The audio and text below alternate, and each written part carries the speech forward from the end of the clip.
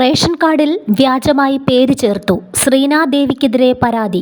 പത്തനംതിട്ട കോൺഗ്രസ് ജില്ലാ പഞ്ചായത്ത് അംഗം ശ്രീനാദേവി കുഞ്ഞമ്മയുടെ പേരുൾപ്പെട്ട റേഷൻ കാർഡ് റദ്ദാക്കാൻ ഉത്തരവ്. തെറ്റായ പേര് വിവരങ്ങൾ ഉൾപ്പെടുത്തി എന്ന കാർഡുടമയുടെയും മക്കളുടെയും ഭർത്താവിന്റെയും പരാതിക്ക് പിന്നാലെയാണ് നടപടി. കാർഡുടമയുടെ ഭർതൃ സഹോദരിയുടെ മകൾ എന്ന നിലയിലാണ് ശ്രീനാദേവിയുടെ പേര് കാർഡിൽ ചേർത്തതെന്നും എന്നാൽ കാർഡുടമയ്ക്ക് ഭർതൃ സഹോദരിയോ മകളോ ഇല്ലെന്നും പരാതിയിൽ ചൂണ്ടിക്കാട്ടിയിരുന്നു.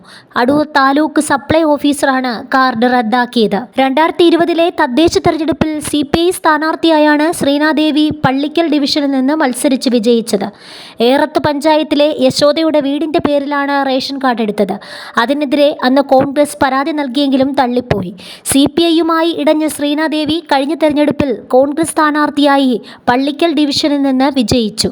തുടർന്ന് CPI നേതാക്കൾ റേഷൻ കാർഡിനെതിരെ പരാതി നൽകി. കളക്ടർ അന്വേഷിച്ച് പരാതി തള്ളി.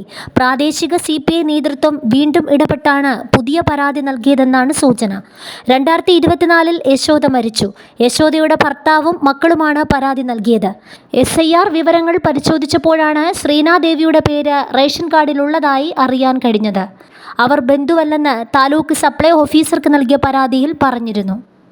വീട്ടിൽ ആരും താമസിക്കുന്നില്ലെന്ന് ഹിയറിംഗ് നടത്തിയപ്പോൾ മനസ്സിലായതോടെ കാർഡ് റദ്ദാക്കുകയായിരുന്നു. RDOയുടെ റിപ്പോർട്ട് അനുസരിച്ച് തുടർ നടപടികൾ സ്വീകരിക്കുമെന്നാണ് കളക്ടർ മാധ്യമങ്ങളോട് പറഞ്ഞത്. ബന്ധുക്കൾ തമ്മിൽ പ്രശ്നമുണ്ടെന്നും അതിന്റെ ഭാഗമായാണ് പരാതിയെന്നാണ് സൂചന.